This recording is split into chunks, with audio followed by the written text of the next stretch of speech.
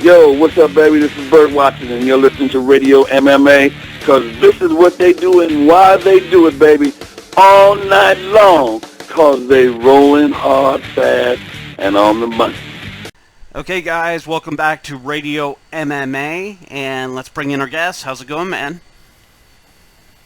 It's good. I'm just finished up training, and I'm just excited for my upcoming fight. Talk us through your last fight with Danny Martinez for anyone that missed that fight. Just break it down for the fans.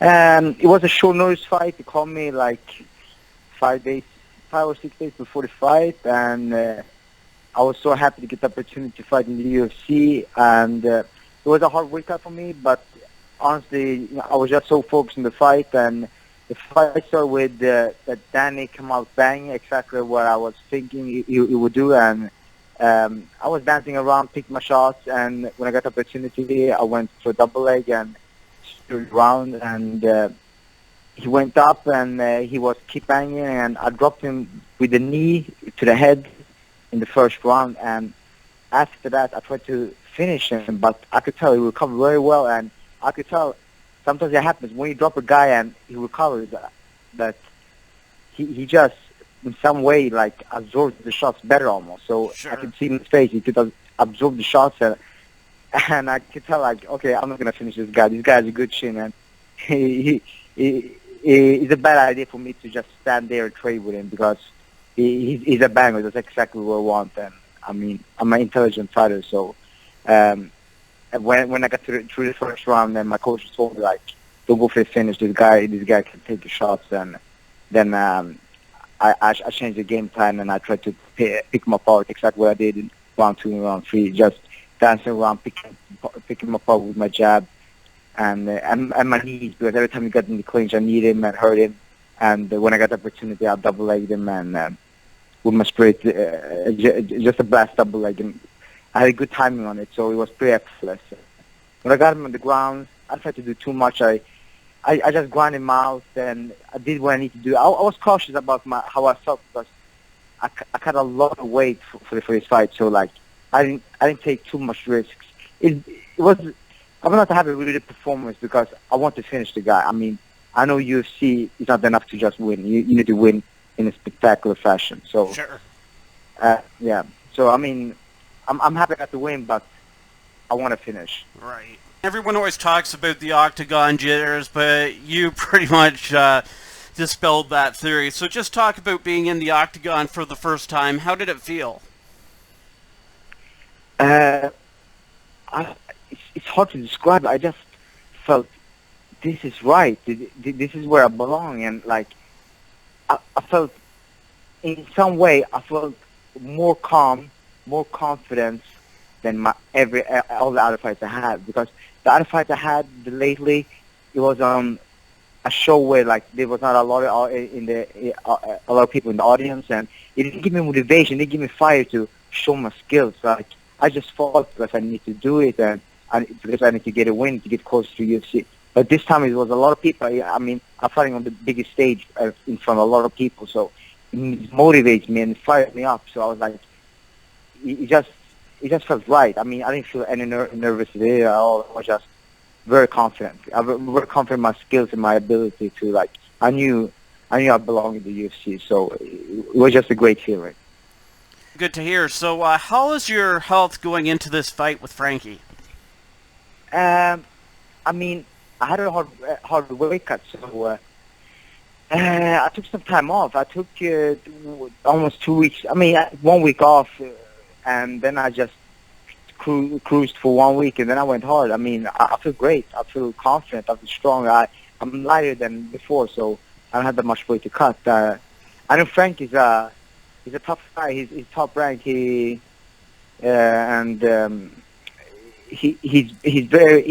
style is based on his aggression and his conditioning, and so I need to be in top shape, and I need to be smart and use my skills to beat him. So I mean, it's just gonna be another fight. I focus on myself, so I feel great. I just feel very confident, and I feel great. Okay, man, I've heard you say your MMA skills are superior to his. Just talk about the matchup. as I told you, I think his style is his aggression and his wrestling, and he has one way to win, and it's like to grind you out. I mean, I cannot see him finishing me with submission or knockout. I think my grappling is better than his.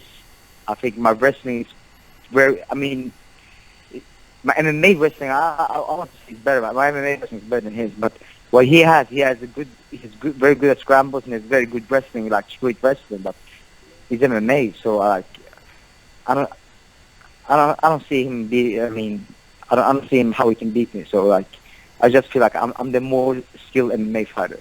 I don't take anything from him. I respect him a lot because I know if I don't come in there with my best, it's gonna be a long night. So I'm prepared for sure. I respect him a lot and I'm prepared. I mean, I know I'm gonna come on top. Let's not look past this fight too much, but my next question is, what would it mean for you to fight in Sweden on a UFC card? Because I remember like 3 years ago, I tried to get into UFC, and like every time, I think they had like 4 shows in the UFC, so like they had 1 show every year, Right. and every year I was like praying to God, like please let me fight in the UFC show, and like I had a lot of support from Sweden behind me, and like everyone wanted to see me fight, but I never got the opportunity. So like for me, it would mean so much, and like honestly, my family has not been that supportive with me doing MMA, but they're very proud of me now because now they see like they don't follow MMA, but now when they see that I'm in the UFC, I'm in the biggest newspapers in Sweden, they see the like how big it is, and to fight on a Swedish show and I'll get that all the media attention. I think it will mean a lot to me, and it will mean a lot for my family to see like that I made it, and Right. I'm on a world stage. Okay, man, your countryman, the Mauler, Alex Gustafson, has a title shot against Daniel Cormier. How do you see that fight going? Oof, that's a tough one. I mean, of course, I'm gonna go with my boy Alexander. I mean, I knew Alexander when we both fought in the small shows, and Sure. I have nothing to bad to say about him because the same guy as Danny. He's a humble guy and he works hard. But I think it's gonna be a real tough fight for Alexander.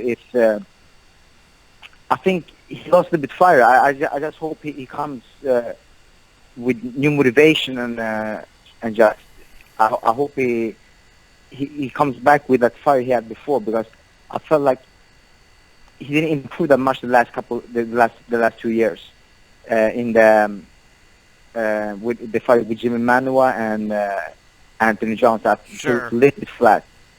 So, but I still believe there's a good chance, because for me, Danny Cormier, he fights the same way every time. I mean, I think he can fight better. I think he can fight smarter, but every time he's the king of the grind. I mean, it's too simple to fight like that. Every time it's the same. I'm top. I have good conditioning. I'm a wrestler. I'm gonna go forward. I'm gonna do what I do. I think if Daniel Cormier is a small fighter, it could be easier fight for him. But if that's the mindset he had, he can be very tough. It depends who has the best game plan. At this high level, I really believe in who has the better game plan and a good strategy can win a fight with a jab, just if you do it right.